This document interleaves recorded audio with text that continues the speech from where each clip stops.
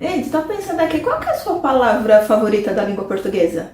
Eu gosto muito da palavra acachapante. É uma pergunta que geralmente me fazem, e eu sempre lembro dessa palavra, acachapante.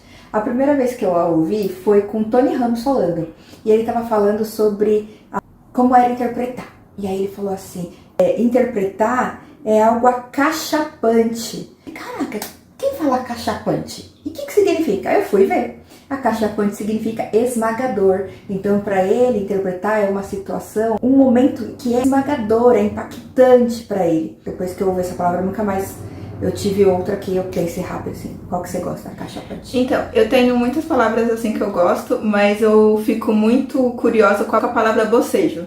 Porque a palavra bocejo, eu não sei se acontece com vocês, mas toda vez que eu falo bocejo, eu tenho vontade de bocejar. E eu fico com vontade de bocejar e eu acho muito curioso. E aí eu acho que é por isso que ela se torna minha favorita, porque ela é uma palavra muito doidinha, assim, sabe?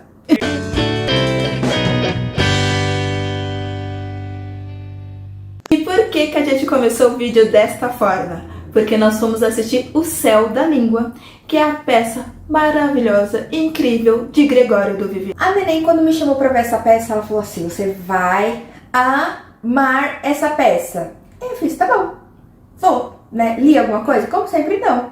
Mas quando eu cheguei lá, sério, é um orgasmo. É uma coisa emocionante. Porque é a peça inteira falando sobre a nossa língua portuguesa e não só fazendo a comparação da língua portuguesa com outros idiomas. E é um texto que foi escrito e é interpretado por Gregório. Como a maioria das pessoas devem saber, ele é formado em letras e é uma pessoa que é extremamente apaixonada pela língua portuguesa. Ele fala com amor sobre a língua portuguesa e no texto ele demonstra exatamente isso. É impressionante como a gente sai de lá valorizando a língua portuguesa. Você fica, realmente é uma língua incrível. Tem alguns detalhes que ele não mostra na peça, mas que a gente sai pensando. E é alguma coisa que as pessoas apaixonadas pela língua portuguesa, como eu, como o Anderson Oliveira, meu amigo, como o Fernando Anitelli do Teatro Mágico, são pessoas muito apaixonadas pela língua portuguesa. Você usar palavras em inglês para usar coisas que obviamente tem em português, como a palavra tigela, que as pessoas fazem questão de usar bowl. O pessoal nem sabe o que significa bowl, mas veja usar tigela, essa porcaria dessa palavra que não significa nada pra gente. E aí você usa um bowl. Toda vez que aparece alguma receita que fala bowl, eu já paro de seguir. Falo, não sabe falar. Eu falo bowl, não serve pra mim. E aí assim, o que significa bowl? É tigela, cumbuca, cuia, sabe? Tem muita coisa, tem muitos significados, tem muitos sinônimos. E a gente, às vezes, se apropria de uma palavra em inglês para falar algo que já tem em português. Em contrapartida, tem palavras que não existem mesmo. Tipo, você dá um enter aí. Você pode falar, você dá um enter. Mas a computação veio de fora, né? Então a gente realmente se apropriou e tá tudo bem. Mas tem palavras que você não precisa. E a gente, nessa peça, acaba valorizando ainda mais. Porque a gente vê a quantidade, nosso vocabulário é riquíssimo. A quantidade de palavras que tem na nossa língua portuguesa para descrever cada coisa, como a gente sente, é impressionante. E aí você deve estar pensando, nossa, mas que saco, deve ser um marasmo assistir essa peça. E não, estamos falando não só de um excelente ator, como um excelente comediante. Então ele consegue fazer com que a peça seja extremamente inteligente e muito, mas muito engraçada. Porque tem ali o toque de stand-up que ele é, né, já é conhecido por fazer o stand-up e aí fica essa mistura do teatro com o stand-up, com também a mistura do musical. Então tem muitas artes misturadas nessa única peça. E além disso, a composição, a forma como foi feita, a composição cênica, deixou a peça ainda mais bonita, mais fluida.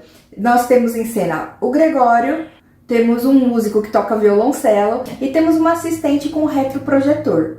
Sim, o retroprojetor, daqueles bem antigos, daqueles que você usava slides de folhas de acetato, que você vai tirando e colocando. Temos esse elemento. Então ele é projetado em várias partes do palco mesmo. Às vezes ele é projetado na rotunda, às vezes ele é projetado do lado, às vezes é projetado até nas paredes da plateia. E esse elemento também compõe não só o cenário, como se torna um personagem. É um novo personagem ali dentro dessa peça.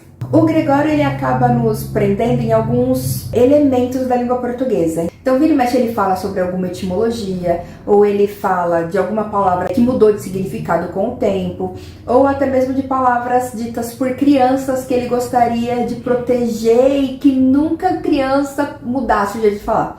E é curioso isso, que a gente tem amigos que têm filhos pequenos, e que eles falam sobre isso, sobre algumas palavras que eles não queriam que fosse corrigida. O Gregório fala sobre papato, que uma das filhas dele falava ou fala papato, e que ele acha tão fofinho e que ele guardaria esse momento e não deixaria ninguém falar sapato perto dela porque ele quer proteger esse momento. Só que ele sabe que uma mulher de 40 anos falando papato não é bem aceito na sociedade. Então ele, com toda a dor no coração, fala: é sapato, filha. E isso acontece também com um amigo nosso, um casal de amigos nossos que tem um filhinho que é o Luca. Eles falam pra gente, tem umas palavras que ele fala, abacaxi. Antes ele não falava abacaxi, ele falava axi. Ou era alguma coisa assim. E aí o Luca começou a falar abacaxi e eles ficaram... Perdemos aquilo. E o curioso da linguagem é justamente isso, né? A criança falando uma palavra errada, você entende, porque a comunicação não é sobre falar corretamente. A comunicação é sobre você proferir alguma coisa que é receptada e interpretada por outra pessoa. Então não tem muito, não tem nada a ver com eu falei corretamente, você me entendeu corretamente, de forma totalmente formal ou de acordo com as regras da reforma ortográfica. Não, a gente fala, e se você entendeu, ótimo. Inclusive, falando de reforma ortográfica, ele faz uma brincadeira sobre isso, né? Que ele vai falando ali, pontuando as mudanças que a gente teve na língua portuguesa, que tem algumas mudanças que ficam tão naturalizadas que a gente nem sabe que mudou. Né? Por exemplo, a palavra teatro, que antigamente era com TH, né? E depois transformou para ser teatro, como a gente escreve hoje em dia. Então essas mudanças tornam-se tão naturais que a gente não percebe.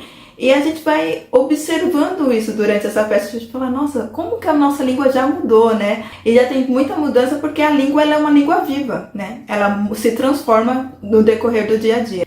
E também fala sobre esse apego, principalmente quem é muito apaixonado pela língua portuguesa, né, como é o caso do Gregório, como é o meu caso, a gente tem um apego com o que a gente aprendeu. Então ele fala sobre a ideia, a palavra ideia, antes tinha o acento agudo no E, né? Então era ideia, era grande, era aberto, agora virou uma ideia, assim. E aí ele fala estreia, era vamos estrear, agora virou uma estreia. E a gente tem isso, fala, gente, como? Como que vocês tiram o acento do estreia, da assembleia, da ideia? Por que Edneia, nome Edneia, não é mais Edneia. E voltando ainda sobre as etimologias, ele fala sobre as semelhanças e as diferenças entre as palavras que teve origem no latim. Então, o português, o espanhol, o francês e o italiano. E curiosamente eu já tinha pesquisado porque principalmente o português é muito parecido com o espanhol, muito. Mas tem algumas palavras que significam coisas nada a ver, uma coisa com a outra, nada a ver. E aí ele falou, mamãe me desculpa, ele falou sobre a palavra cu, que no português de Portugal, cu é bumbum, é bunda, né? E aqui, obviamente, não é. E aí ele falou que, na verdade, pelas pesquisas dele, nós somos a única, dos poucos idiomas, que tem uma palavra para essa região anal. Porque tem gente que fala buraco da bunda. A gente não, a gente tem uma palavra para isso, né? A gente tem o cu. E aí ele vai falando sobre não só diferenças, mas as particularidades da nossa língua também. Uma parte muito maravilhosa da peça é quando ele fala a palavra muxoxo. Que todo mundo faz... Todo mundo na festa, na plateia fez. E eu falei, oh, meu Deus, eu estou entre iguais que sabem o que significa muxoxo. Que emoção. E aí todo mundo fez. Aí isso, gente, isso é muxoxo. A gente tem uma palavra para uma falta de palavra, que é essa desaprovação, tipo. E ele não menciona na peça, mas a gente também tem a negação, né? Que é. Que é uma palavra que não é palavra, tipo, E isso não é universal, isso é uma coisa da gente, né, da língua portuguesa do Brasil, e não da Guiânia brasileira. Além das palavras, não palavras, né? Como muxoxo que a gente tem aqui na língua portuguesa, ele falou sobre algumas coisas muito brasileiras, algumas palavras muito brasileiras, como a saudade, que é óbvio, todo mundo sabe que são palavras intraduzíveis, que tem semelhantes, tipo saudade, I miss you, né? Na verdade, em inglês a gente tá falando eu sinto só a falta, mas saudade não é eu só sentir a falta, é um sentimento, é algo, né, que é maior. E tem despedida. Eu não sabia que despedida também era uma palavra intraduzível, que despedida é algo que também é um sentimento, é aquela despedida, né, cerimônia de despedida. Ele falou sobre outros paralelos, tipo bota fora, festa de adeus, né, de goodbye, não sei o que. A gente tem a palavra despedida, que também se torna um sentimento, não é só uma palavra, não é só uma ação. E a direção ela é feita pela Luciana Paz. A Luciana Paz é uma atriz de teatro de muitos anos de teatro, assim. E ela na direção, ela também foi primorosa. Então é isso, pessoal. Obrigada por ter assistido a gente até aqui. Se inscreva no nosso canal, curta o vídeo e compartilha pra todo mundo. E também tem nossas redes sociais, tudo @albergue72. Como a gente sempre fala por aqui, vá ao teatro! Tchau!